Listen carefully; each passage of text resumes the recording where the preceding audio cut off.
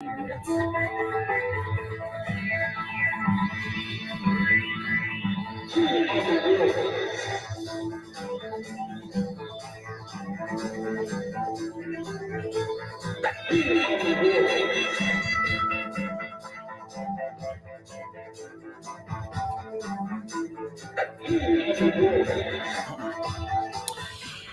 morning, everybody.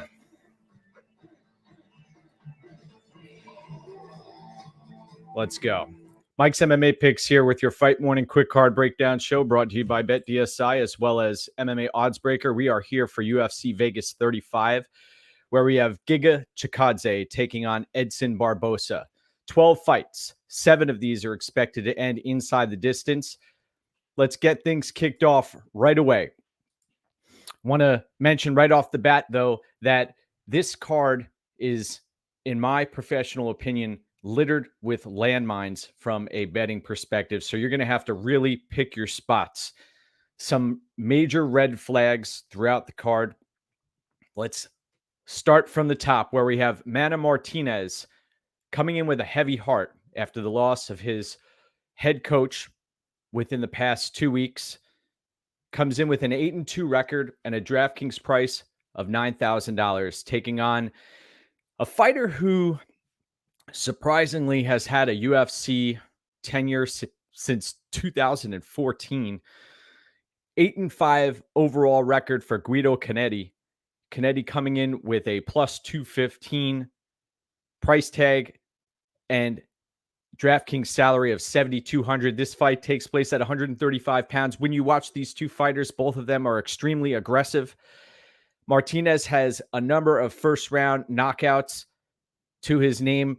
Cannetti has a more well-rounded game, though his entire game falls apart after a few short minutes. This is somebody who is 41 years old, whose chin has been cracked many times. I'm expecting Mana Martinez, who came in overweight, 140 pounds. And when you're talking about bantamweights, 5 pounds is a significant miss. He's dedicating this performance to his coach. There's the possibility he gets grounded here against Cannetti.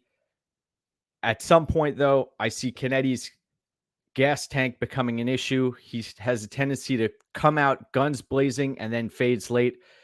I think we're going to see Martinez win this fight inside the distance, and I don't see this one going the distance. Next up, where we have Pat Sabatini, who cashed for us last time out against Tristan Connolly. He's got a tougher opponent here in Jamal Emmers. Jamal Emmers coming in with an 18-5 record. I like to call Jamal Emmers Darian Caldwell light. Both similar fighting styles. Jamal Emmers, large for the division, came in as the last fighter to the scales yesterday. Pat Sabatini, CFFC fighter who has some jiu-jitsu up his sleeve, can pull that out at any time, can grind, looks to break his opponents down the stretch, is fundamentally sound, and has very high fight IQ, 14-3 overall record. He is undersized in this fight, though. That's something that we really need to look at. And Jamal Emmers can pump that jab. He looks great against Giga-Chikadze. Plus 115 underdog. I would ask for a bigger price for Sabatini. If this was 150-ish, I'd be more apt to take a poke at Pat Sabatini. 7,900 in DraftKings. Sabatini should keep this fight close. And it wouldn't surprise me inside the smaller octagon to see Sabatini have some success with his grappling. He's going to have to close distance against Emmers, though, who has a significant reach advantage and is the better athlete in this spot. But Emmers, as we've seen in the past, has a tendency not to fight to his strengths. So that is an issue here. 8,300 for Emmers. I think that he is the rightful favorite. I'll be picking Emmers here, but I'll be pulling for Pat Sabatini. It wouldn't surprise me to see him make this fight much closer than expected. Though this is minus 145 isn't a bad price tag on Emmers. I see him winning the fight, but Pat Sabatini, I'll be pulling for Pat Sabatini. All right, next up, we have Vanessa Demopoulos taking on JJ Aldrich. Demopoulos coming in with a 6-3 overall record. She is undersized for the division, has an extremely short reach, taking on a JJ Aldrich who, what can you say? She is, look at her amateur record. She's fought the who's who on the regional scene, coming up against some big names too, folks who've made it inside of the UFC. Aldrich, 9-4 overall record, coming in with a minus 420 betting at the betting window. DraftKings price of 9,100. Aldrich has Demopoulos beat from a, from a seasoned veteran standpoint, from a volume standpoint, from a strength standpoint.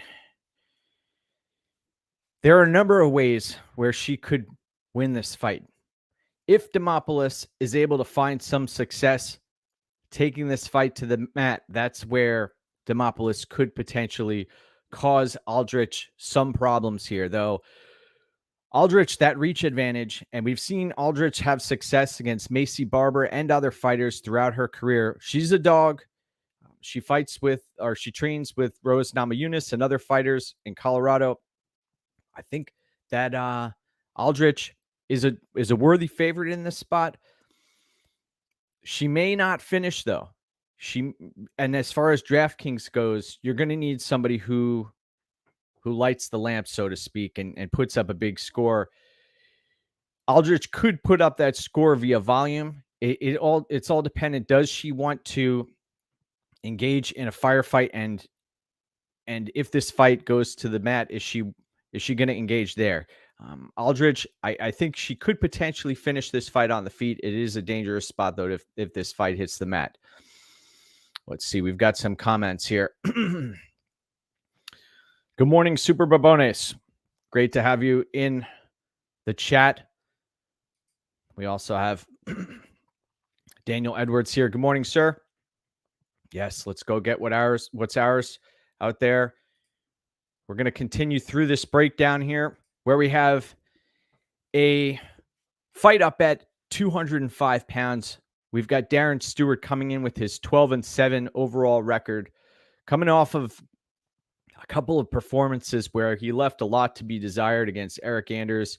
And in the past, we've seen some holes in his game.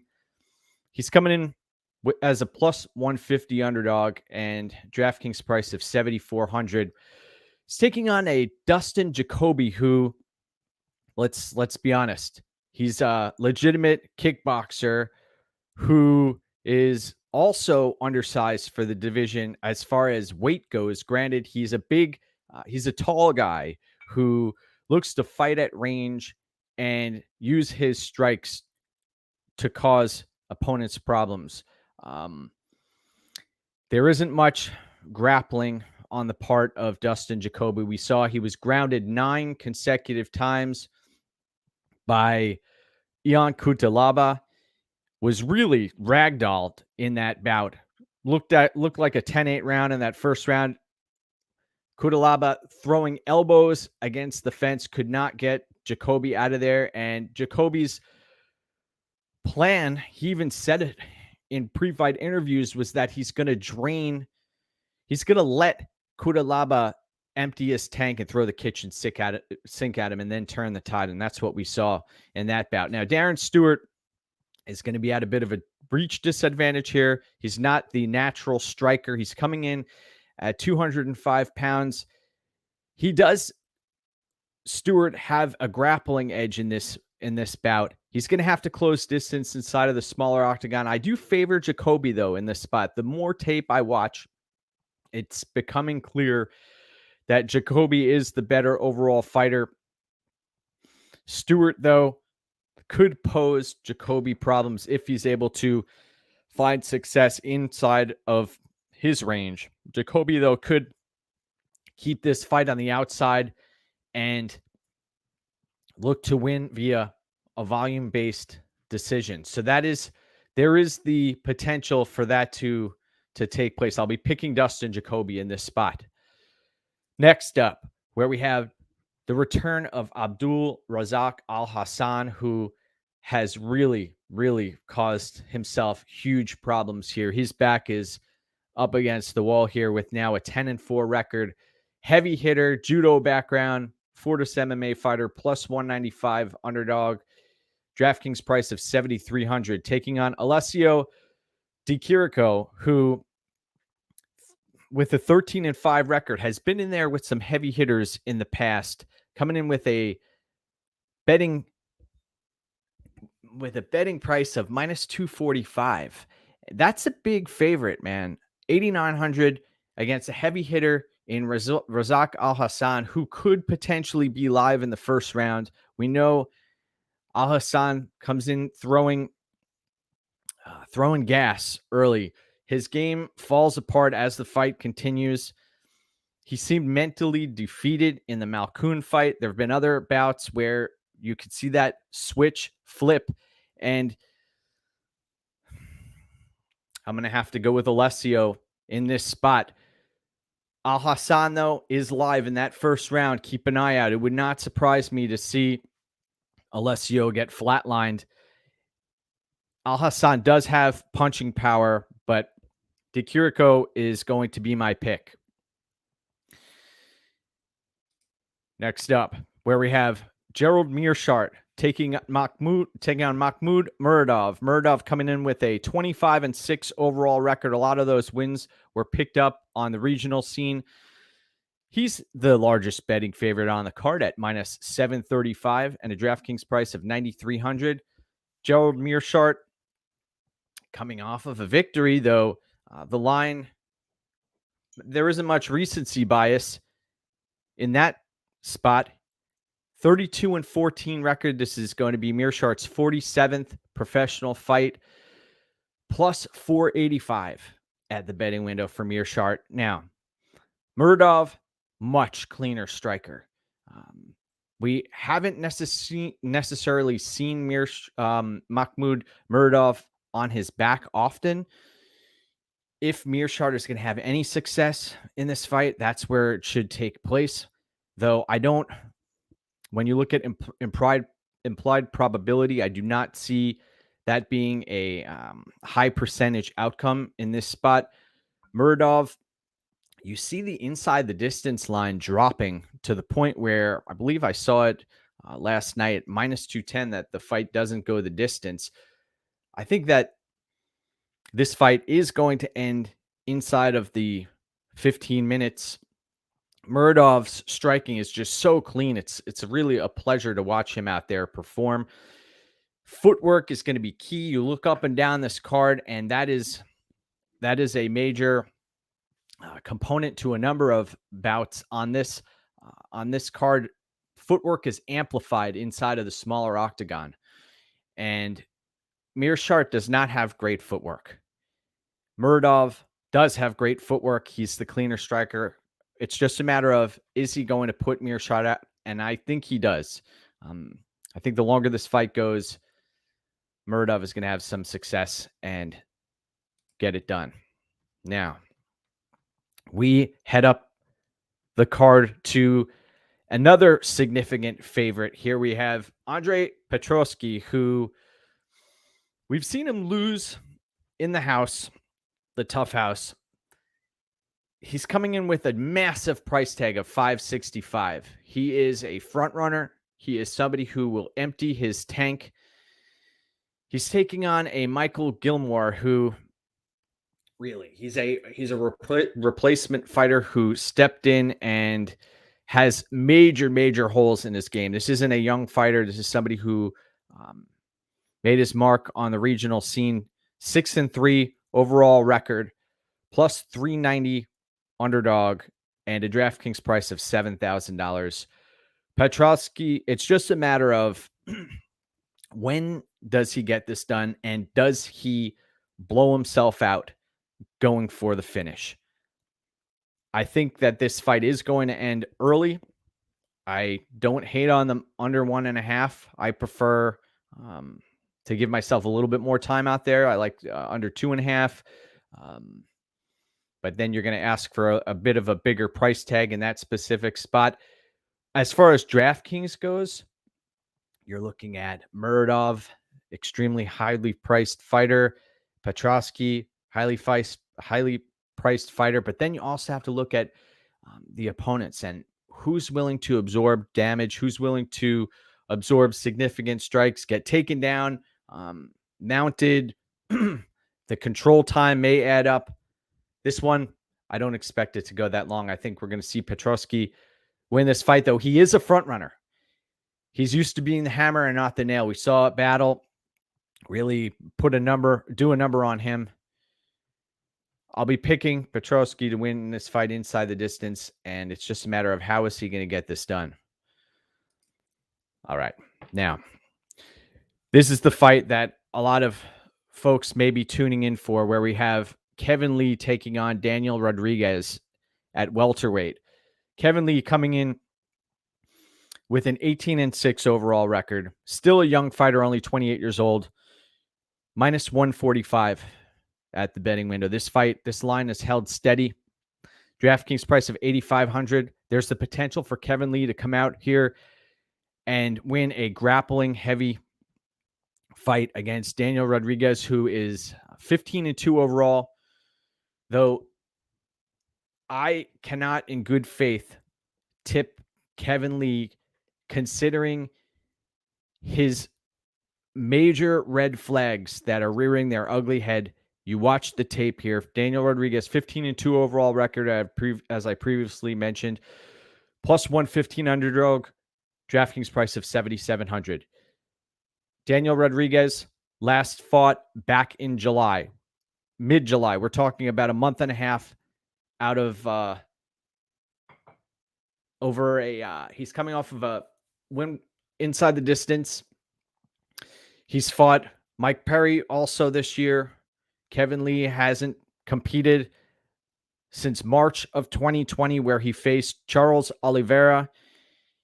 And we saw he was competitive in that fight, though was submitted, and we've seen him submitted a number of times in the past. We've seen the gas tank fall off a cliff. The endurance is an issue for Kevin Lee. He pulled out of his fight against Sean Brady, a fight that was supposed to happen in July, due to a rib injury. He's coming off of 2 ACL repairs, one on each leg, since 2020. This is a person who has gassed out in many previous fights. The Ali Aquinta fight, he was in trouble at distance. If he cannot get his grappling going late in fights, the wheels fall off. I do not rate Kevin Lee highly as far as a striking game goes. Everybody loves that head kick against Gregor Gillespie. Faraz has not worked with him directly in person for this camp. I have major concerns about Kevin Lee. Now, on the Daniel Rodriguez side of the fight, he does not have great takedown defense. He has a solid jiu-jitsu game. He has submitted Tim Means, which is an impressive victory in New Mexico. He is a volume-based striker who is a southpaw, Daniel Rodriguez, a better striker here. The longer this fight goes, I think this is going to become a war of attrition. If Kevin Lee is not able to land a submission, which is a real live outcome here, that's a potential path for victory.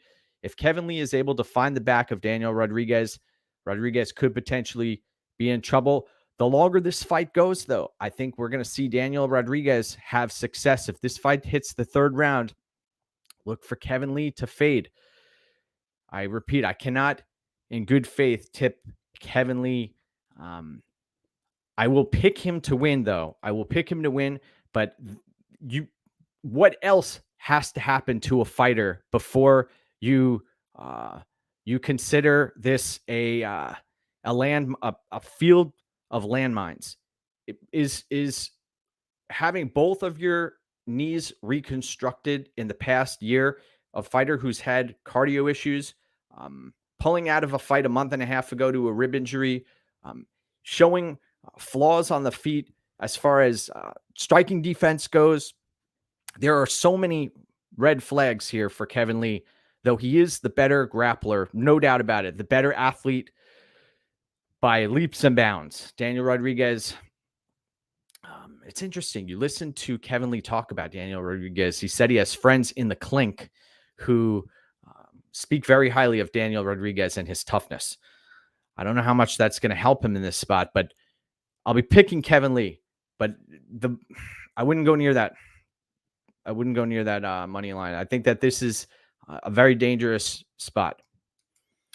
Next up, where we have Ricky Turcios taking on Brady-Hiestand.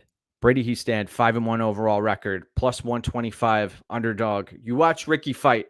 This is a fighter who has not had a lot of success in fights when it comes to grappling, control time.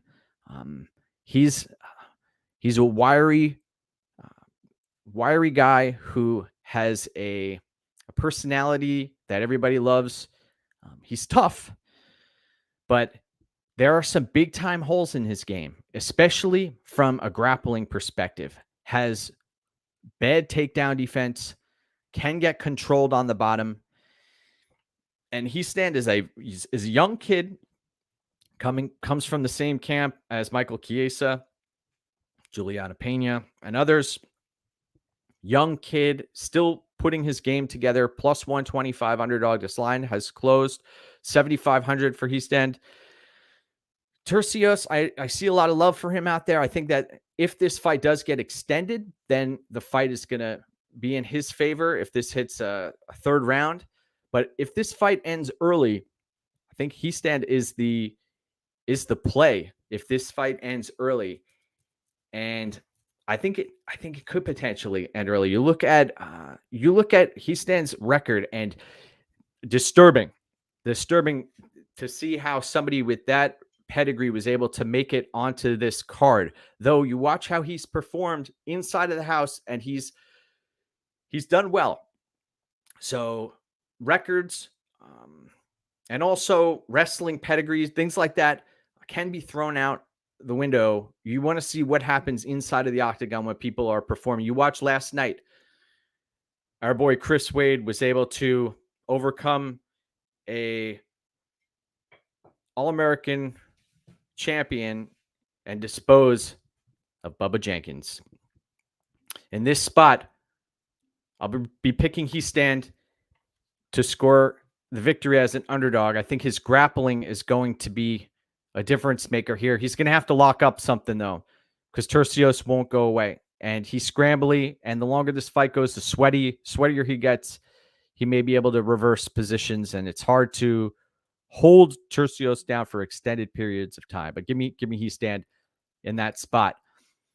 Next up, where we have another tough fight between Bryan Battle and Gilbert-Urbina.